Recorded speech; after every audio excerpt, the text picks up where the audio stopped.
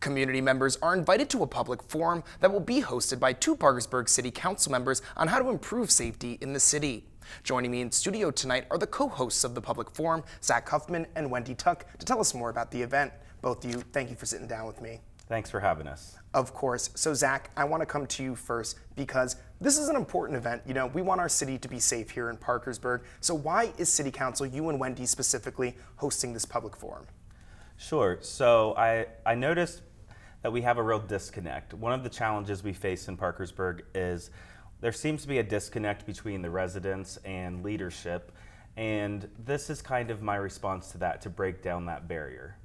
Okay, and so Wendy, I want to come to you now to give us some of the details about the event, you know, when it's going to be taking place next week, what time, how people can get there, things like that. Great.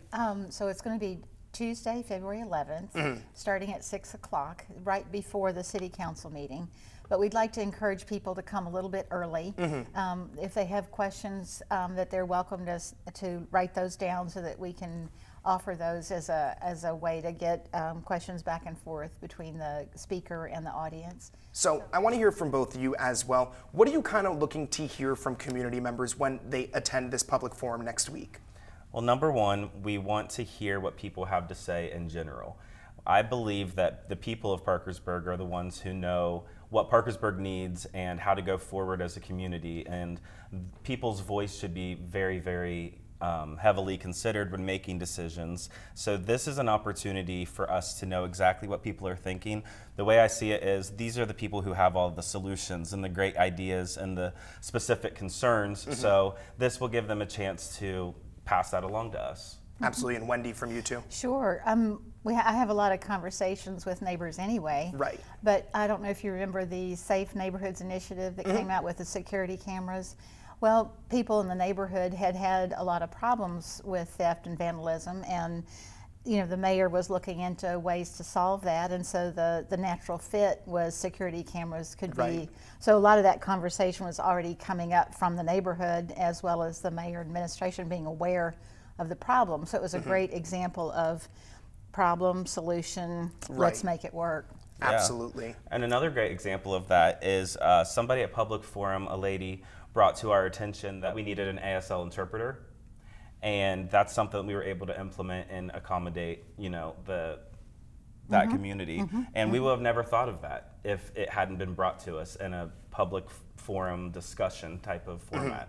Right, and so you guys are holding this one next week on Tuesday, but you guys might be planning some for the future potentially. Can you talk a little bit about that too? Go ahead. Well, I think the reason we landed on this is when I was campaigning, that was the number one concern, that was the number one feedback. So that's something I wanted to go to immediately. But we're trying to do it every other month, and I think there's a whole host of topics, and we look forward to getting feedback from what they would want. One I would really like to see is probably emergency preparedness with all the cold weather. So I think it's going to be just for maybe anything that pops up that's important to the community.